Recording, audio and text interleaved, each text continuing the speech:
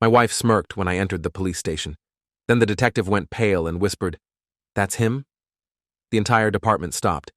They had no idea who I really was until the fluorescent lights buzzed overhead in the North Metro Police Department lobby, that institutional hum that sounds the same in every government building from coast to coast. My wife Veronica stood at the front desk, her manicured nails drumming impatiently on the worn Formica counter, talking to a young officer who looked fresh out of the academy. Her back was to me, but I could see the set of her shoulders, that particular tension that meant she was in full performance mode, playing the victim. When I pushed through the glass doors at exactly 2:47 p.m., she turned, and that smirk spread across her face like poison. Triumphant, vindicated, like she'd already won whatever game she thought we were playing. The desk sergeant, Officer Amy Cho, looked up from her computer screen, saw me, and her eyes went wide. Her hand froze over her keyboard. Then she reached for her phone, pressed a button, and said something too quiet for me to hear. Within seconds, a door to the back offices swung open, and Detective Raymond Kovach stepped out. He was in his 50s, built like a linebacker, with iron gray hair and a face that had seen too much. He'd been with the department for 28 years. I knew because I'd read his file. Hell, I'd written recommendations that got him promoted twice. When Kovach saw me, every drop of color drained from his face. "That's him?"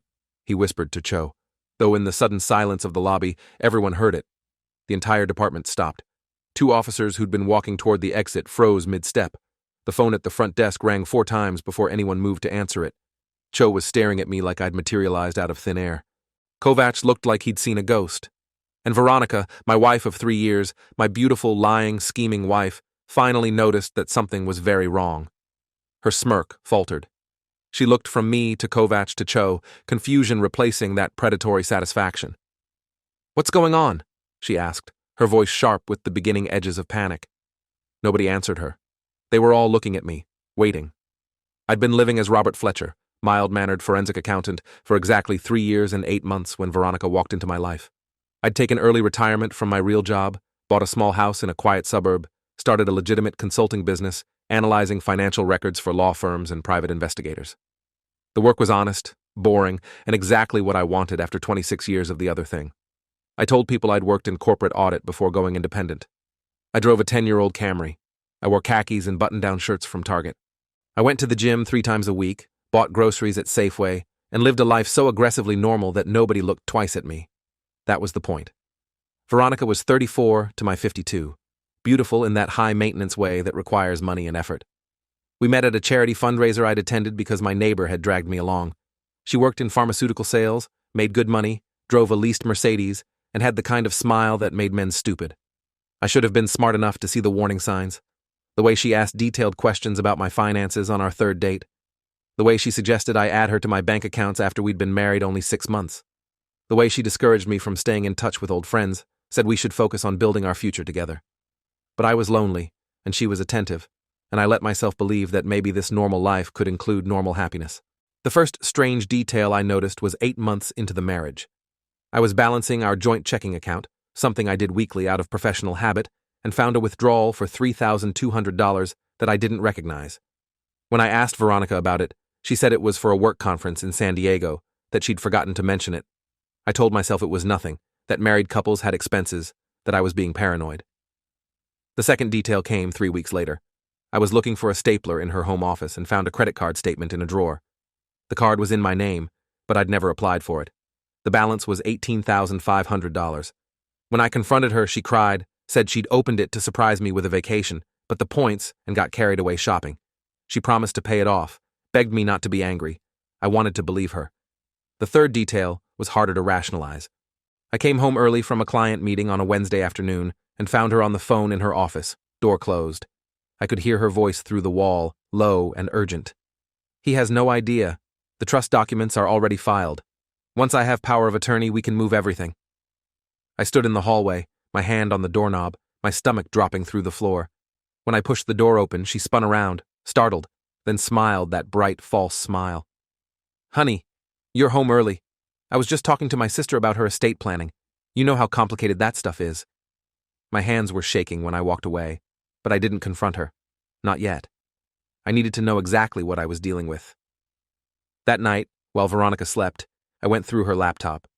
I'd taught computer forensics at Quantico for 3 years, and she'd made the classic mistake of thinking a password was enough security. It took me 18 minutes to bypass her login and access her files. What I found made me physically ill.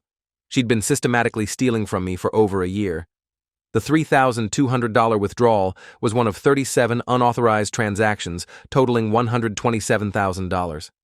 She'd opened 6 credit cards in my name, maxed them all out, and never made a single payment.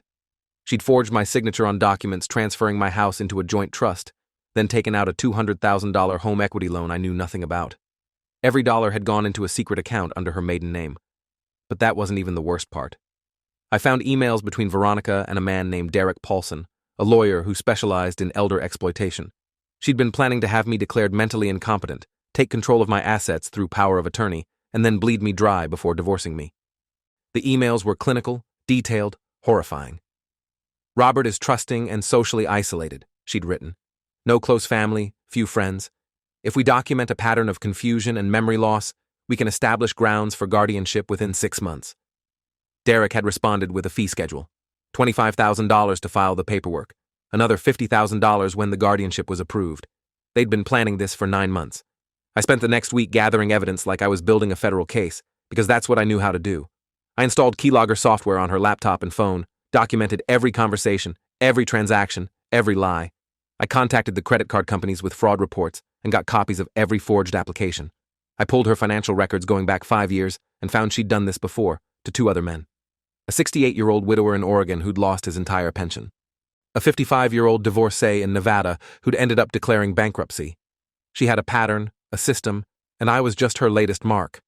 The rage I felt was cold and surgical, the kind that makes you precise instead of reckless. I should have gone to the police immediately. That would have been the smart play, the clean play.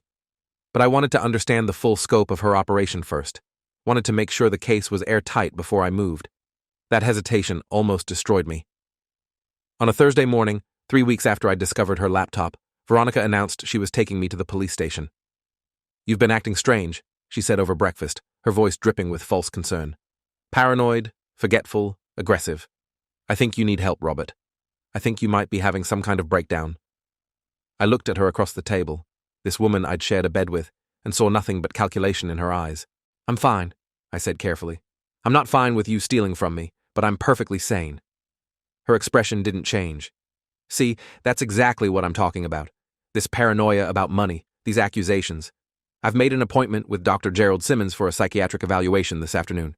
He's expecting us at 2. Dr. Gerald Simmons. I knew that name from Veronica's emails. He was part of her network, a psychiatrist who'd sign whatever diagnosis you paid him to sign. The evaluation was a setup, the first step in having me declared incompetent, and if I refused to go, she'd use that as evidence of my deteriorating mental state. I told her I'd go to the police station first, file a report about the theft, and then we could talk about psychiatric evaluations. She agreed immediately, too quickly, and I knew she'd already planned for this. Whatever she'd told the police, whatever story she'd constructed, she believed it would protect her when I tried to expose her crimes. That's why she was smiling when we drove to the station, why she was so confident. She thought she'd already won. She thought I was just some naive accountant who'd stumbled into a trap. She had no idea who I really was, what I'd done for 26 years before I became Robert Fletcher, forensic accountant. The lobby of the North Metro Police Department was exactly as I remembered it from my last visit, 6 years ago when I'd given a training seminar on financial crimes investigation. The same scarred front desk, the same motivational posters about community safety, the same smell of old coffee and floor wax. Officer Cho was new since my time, but she wore her uniform with the stiff precision of someone who took the job seriously. Detective Kovacs, on the other hand, had been a young detective when I'd first met him, ambitious and sharp, exactly the kind of investigator I liked to mentor. I'd pulled strings to get him assigned to major cases, had written the recommendation that got him promoted to the financial crimes unit. He knew who I was. The question was whether he'd remember in time. Veronica approached the front desk with her carefully practiced distress. "My husband is experiencing some kind of mental health crisis," she told Officer Cho, her voice trembling just enough to sound authentic. "He's been making wild accusations about me stealing from him, claiming I'm part of some conspiracy. He's becoming paranoid and volatile. I'm worried he might hurt himself or someone else." Cho nodded sympathetically, taking notes. "Has he made any threats?" Veronica hesitated, then nodded. "This morning he said if I didn't admit to taking his money, he'd make me sorry. I'm frightened for my safety." Every word was a calculated lie, delivered with the skill of someone who'd done this before. That's when I walked in, right on schedule, and watched Veronica turn with that smirk. She thought this was her moment, the culmination of months of planning. The police would take her statement, probably offer to escort her to get a restraining order, maybe even do a welfare check on me that would establish a paper trail of mental instability. Then she'd use that documentation in her guardianship filing, and I'd be trapped. Except Detective Kovac had seen me, had recognized me immediately, and now everything Veronica had built was crumbling in real time, even though she didn't know it yet. "Mrs. Fletcher," Kovac said, his voice carefully neutral. "Could you step into interview room B for a moment? I'd like to get your full statement on record." Veronica glanced at me, uncertain now, then followed Kovac toward the back. Officer Cho came around the desk and approached me, her expression unreadable. "Sir, would you mind waiting in the lobby for a few minutes? Detective Kovac will want to speak with you as well." I nodded, sat down in one of the plastic chairs bolted to the wall, and waited. Through the glass partition, I could see officers gathering, whispering, making phone calls. The word was spreading. After 10 minutes, the door to the back offices opened and Captain Diana Sharp walked out. Captain Sharp was 63, 3 years from retirement, with short silver hair and eyes that missed nothing.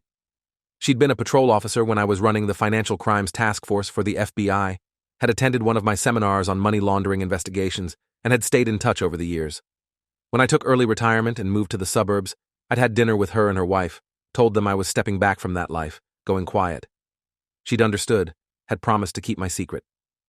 Now she stood in the lobby looking at me with a mixture of relief and exasperation. "Special Agent Fletcher," she said quietly.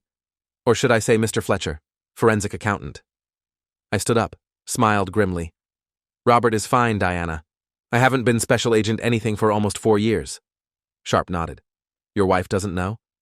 "She knows I'm an accountant. That part's true. She doesn't know about the 26 years before that." Sharp's expression hardened. "Detective Kovac briefed me on her statement. She's claiming you're mentally unstable, that you've been accusing her of theft, that she's afraid for her safety. She's asking for a restraining order and wants us to conduct a welfare check." I pulled a USB drive from my pocket, held it up. "Everything's on here.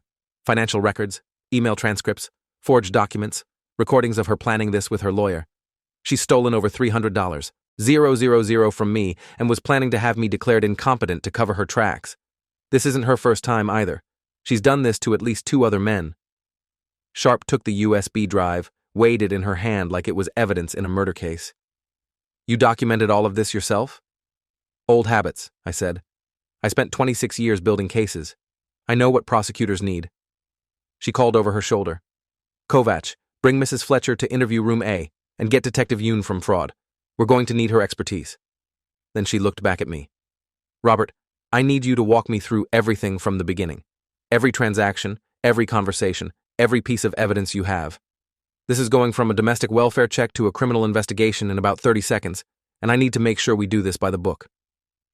We spent the next 90 minutes in Captain Sharp's office going through the evidence. Detective Margaret Yoon joined us, a specialist in white-collar crime who'd worked fraud cases for 15 years. I walked them through Veronica's operation step by step, the initial courtship designed to establish trust, the gradual insertion into my financial life, the unauthorized withdrawals that started small and grew larger, the credit cards opened in my name using forged signatures, the home equity loan she'd taken out after transferring my house into a joint trust without my knowledge, the emails with Derek Paulson planning my mental competency hearing, the pattern of previous victims. Yoon took detailed notes, occasionally asking clarifying questions. "The forged signatures on the credit card applications, do you have the originals?" I nodded. "I filed fraud reports with each company. They sent me copies. They're in the files on the USB." Sharp pulled up the emails between Veronica and Derek Paulson, read them with increasing disgust. "This is elder financial exploitation, and conspiracy to commit fraud, and identity theft. We're looking at serious felonies here." She turned to Yoon. "Can you start running backgrounds on Derek Paulson? I want to know if he's done this with other clients." Yoon was already typing. "On it. I'm also going to contact Oregon and Nevada, see if we can connect Mrs. Fletcher to those previous victims." Through the office window, I could see Veronica still sitting in interview room A, checking her phone, looking annoyed but not worried. She thought this was just a formality, that she'd give her statement and leave with her restraining order while I got evaluated for mental instability. She had no concept of what was actually happening. Detective Kovac entered the office, closed the door. "Captain, I've got patrol officers positioned outside. When we're ready to move on this, I want to make sure she doesn't bolt. Sharp nodded. Good thinking. But first, I want to hear her statement in full. I want to see exactly how far she's willing to go with these lies. They set up a video camera in interview room A and had Veronica repeat her statement on record. I watched the monitor in Sharp's office as she performed for the camera, tears welling up at the right moments, her voice breaking when she described her fear of me. Robert has always been a little odd, she said. Secretive about his past, paranoid about money. But in the last few months, it's gotten so much worse. He accused me of stealing from him, claimed I'd opened credit cards in his name, said I was planning to have him declared incompetent. It's crazy. None of it's true. I love my husband, but I think he needs serious psychiatric help before he hurts someone. The lies came so easily, so smoothly, that if I hadn't known the truth, I might have believed her myself. Kovacs let her talk for 45 minutes, asking gentle follow-up questions, letting her dig herself deeper. Then he said, Mrs. Fletcher, you mentioned that your husband's been paranoid about money. Can you describe your financial arrangement? Veronica shifted in her chair. We have a joint checking account for household expenses. Robert handles most of the bills since he's an accountant. I contribute my salary, and we split everything. Kovacs nodded. And have you made any large withdrawals from that account recently? She hesitated, just for a second. No. Well, sometimes I need cash for work expenses, but nothing unusual. Kovacs pulled out a printout of the bank statements I'd provided. Nothing unusual? Because I'm seeing 37 withdrawals over the past 14 months totaling $127,000. The color drained from Veronica's face. Those were legitimate expenses, for work, for the house. Robert approved all of them. Kovacs pulled out another document. Did he also approve the 6 credit cards you opened in his name? The ones with a combined balance of $92,000? Veronica's hands started shaking. I don't know what you're talking about.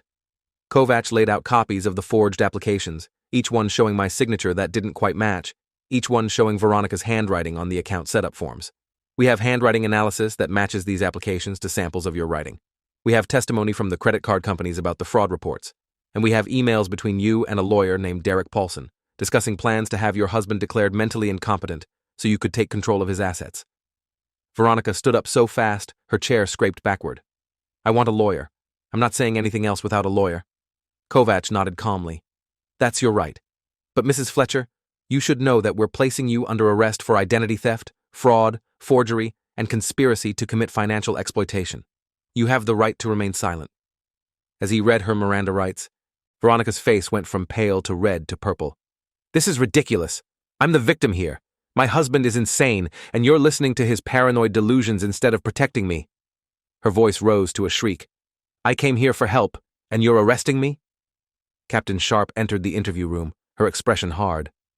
Mrs. Fletcher, your husband isn't just some accountant with paranoid delusions. He's retired FBI Special Agent Robert Fletcher. He spent 26 years investigating financial crimes, including cases almost identical to yours. He knows exactly how to document evidence, how to build a prosecution, and how to expose fraudsters. You picked the wrong mark. The look on Veronica's face was something I'll remember forever. Shock, rage, fear, disbelief, all cycling through in rapid succession. FBI? He told me he worked in corporate audit. Sharp smiled without warmth. He told you what he wanted you to know. Everything else you assumed, and those assumptions just bought you a minimum of 15 years in federal prison. They took Veronica out in handcuffs through the back entrance, away from the lobby where a few civilians were waiting.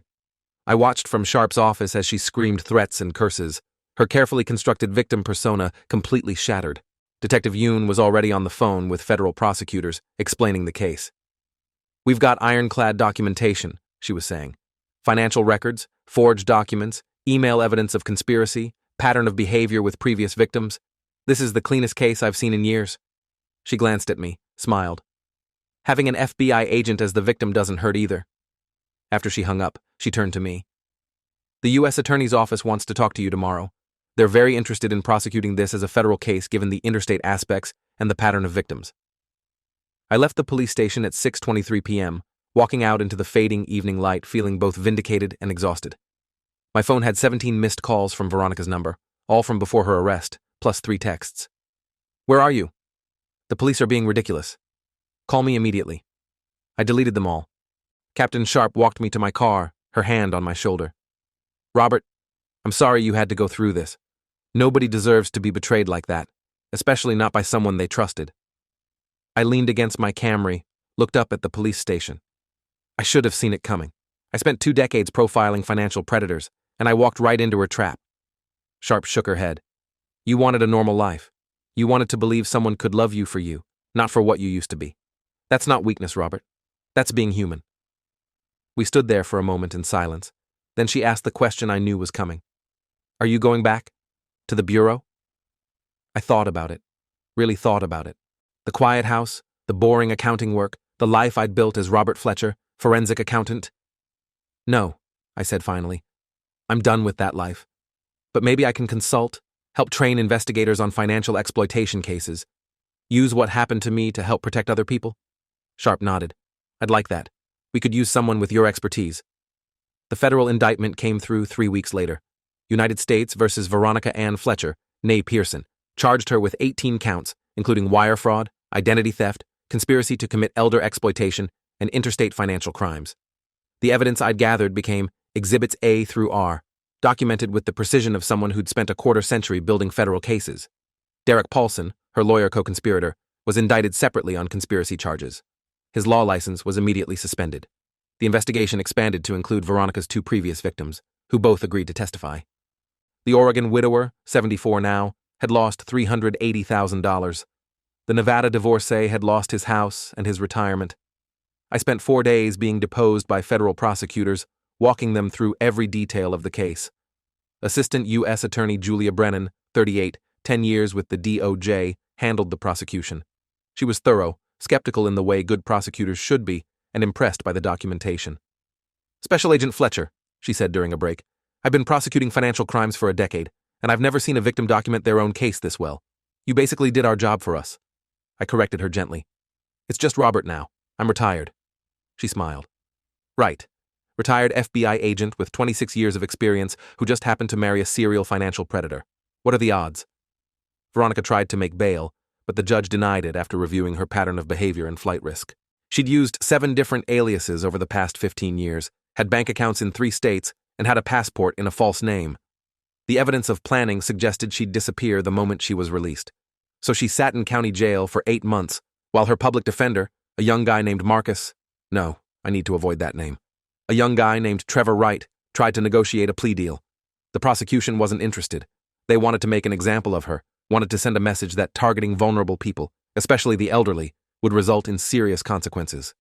The trial lasted 3 weeks. I testified for 2 full days, walking the jury through the timeline of my marriage, the discovery of the theft, the evidence I'd gathered. Veronica's defense tried to paint me as a vindictive ex-husband, exaggerating normal marital financial disputes. That strategy collapsed when the prosecution brought in her previous victims.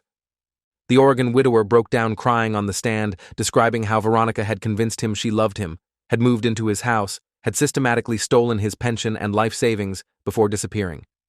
The Nevada divorcee testified about the same pattern, the same manipulation, the same devastating betrayal. When Veronica took the stand in her own defense, she tried to claim everything had been a misunderstanding, that she'd been trying to help me manage my money, that the credit cards were opened with my permission. The prosecution destroyed her credibility in cross-examination, showing emails where she'd explicitly discussed milking the mark and setting up the incompetency play. Julia Brennan read those emails aloud in court, and I watched the jury's faces harden. The deliberation took 6 hours. Guilty on all 18 counts. Veronica screamed when the verdict was read, had to be restrained by bailiffs. The sentencing hearing was set for 6 weeks later. In the meantime, my quiet life as Robert Fletcher, forensic accountant, had become decidedly less quiet. The local news picked up the story, ran headlines about retired FBI agent exposes wife's fraud scheme.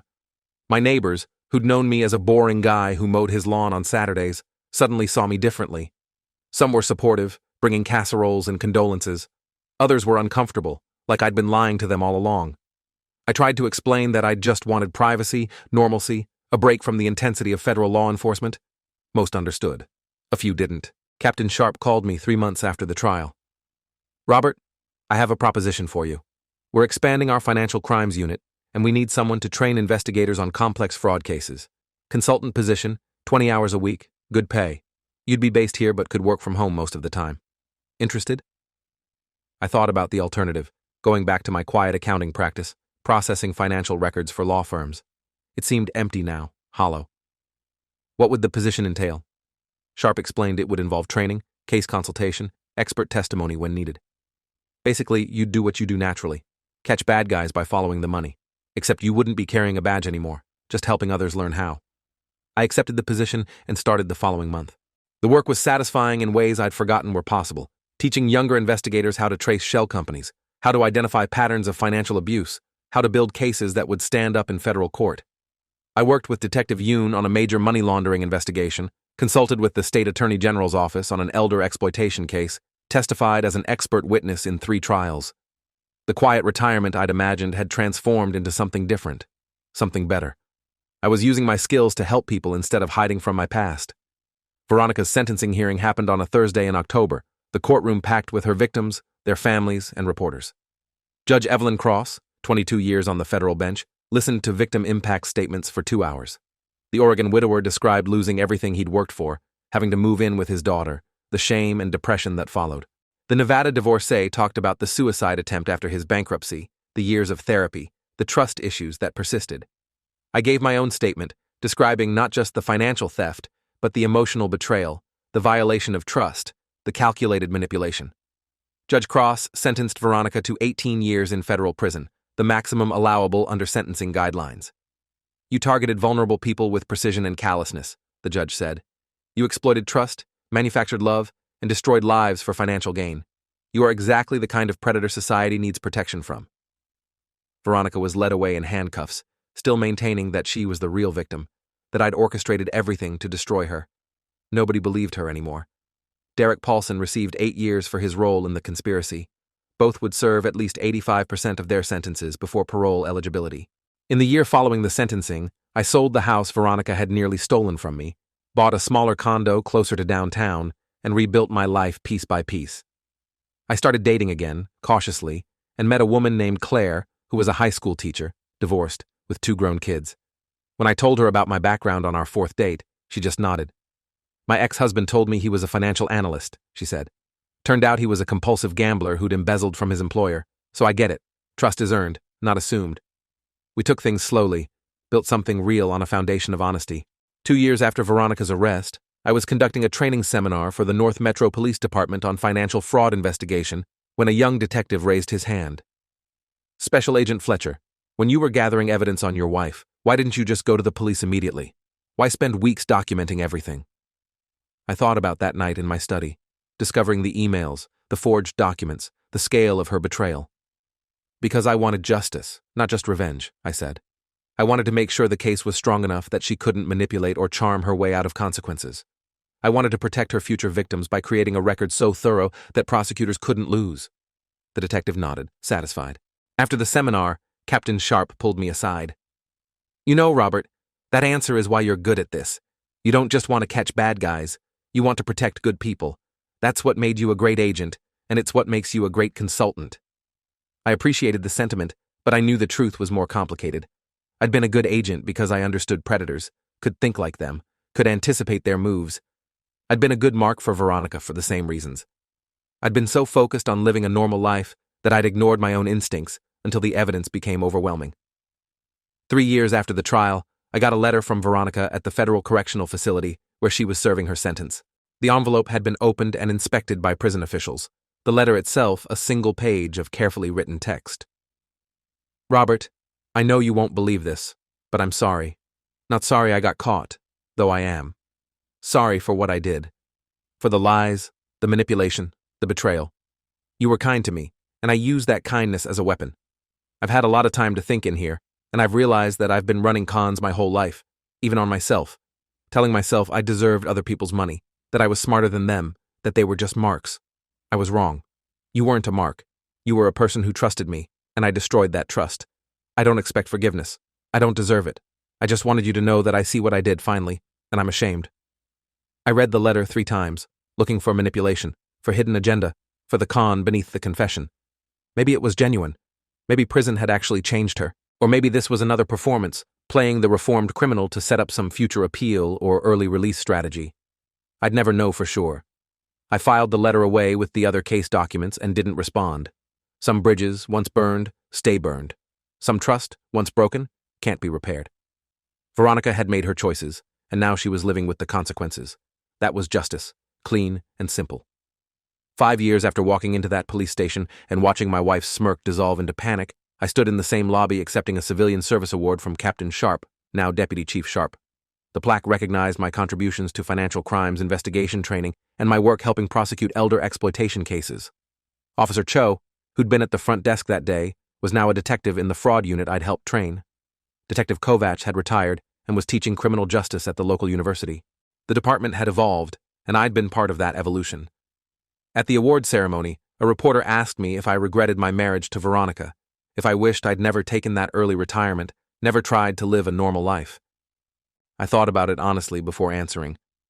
I don't regret trying to build something real, I said. I regret that the person I tried to build it with was lying from the start. But the experience taught me that you can't hide from who you are. I spent 26 years as an FBI agent, and those skills, that training, that instinct, they don't just disappear because you retire. They're part of who I am.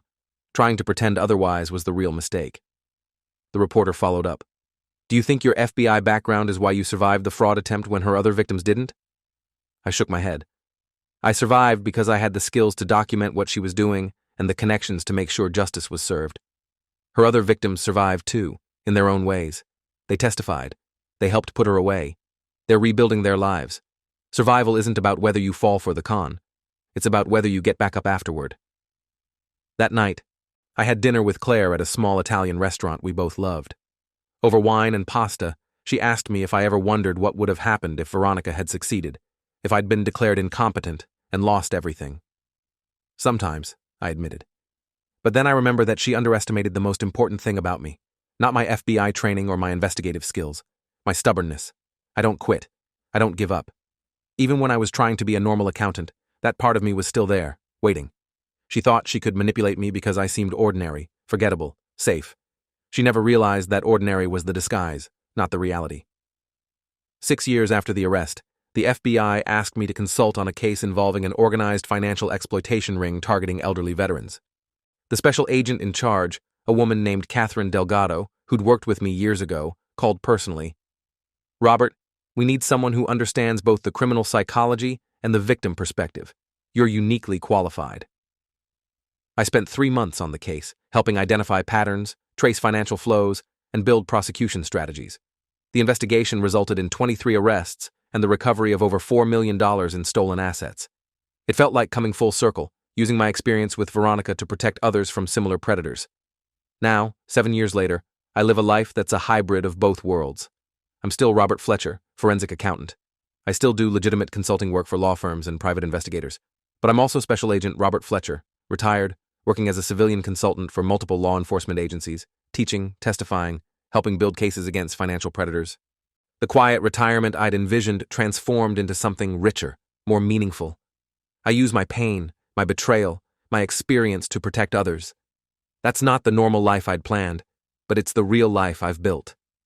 When people ask me about that day in the police station, about watching Veronica's face when she realized who I really was, they expect me to say it felt like victory.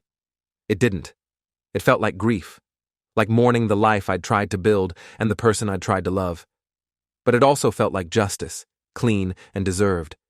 She'd underestimated me because I'd hidden who I was, and that hiding had costs. Not just for me, but for the future victims she might have targeted if I hadn't stopped her. The lesson I learned wasn't about trusting people or building relationships or living normal lives. It was simpler and harder. You can't outrun who you are. You can only decide how to use it. Thanks for watching till the end. Make sure to subscribe and like to not miss the next story.